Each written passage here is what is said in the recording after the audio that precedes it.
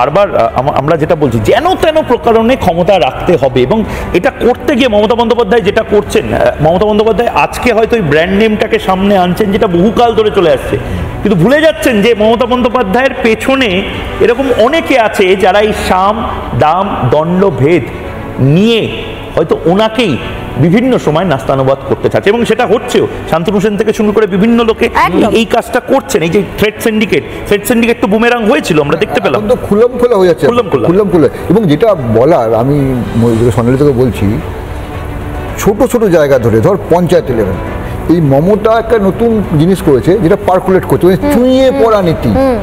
ওখানে চুইয়ে দিচ্ছে ব্যাপারটাকে।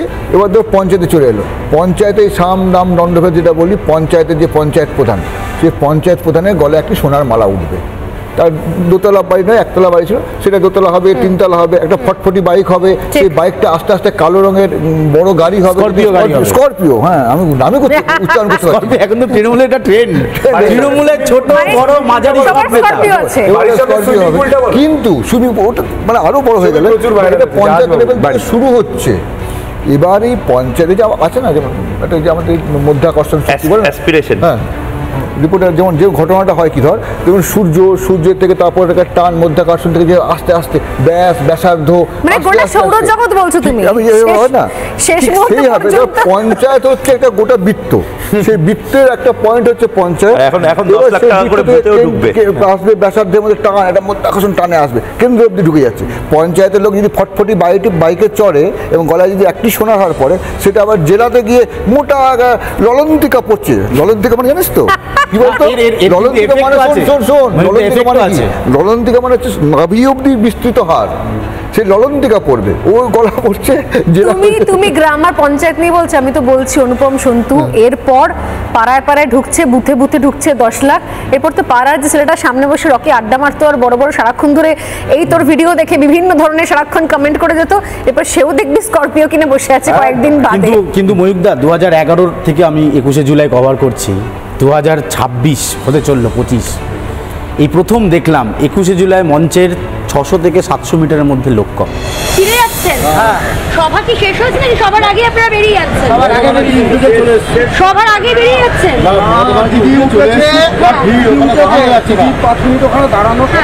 দাঁড়ানো সম্ভব হচ্ছে না, সকাল থেকে আছেন, তাও কখন থেকে? সভা কি শেষ হয়ে গেছে?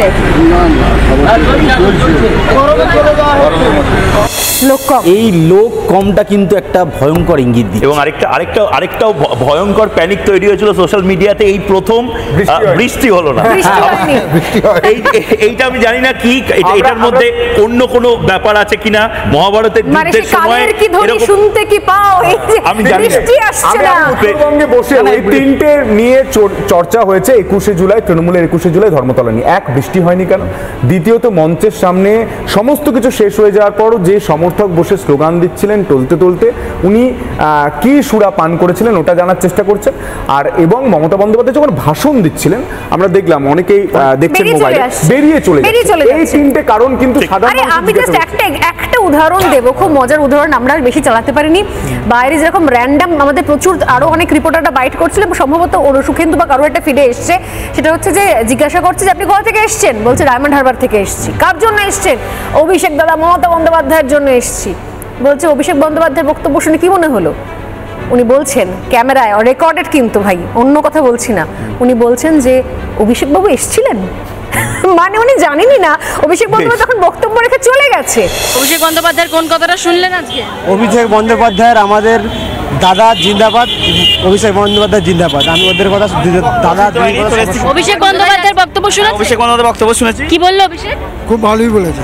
কি বলেছেন? কি বলেছেন অভিষেক? আপনি বলুন না। না আমি আপনাকে জিজ্ঞেস করবো, বলুন না। এখন বাড়ি যাবেন?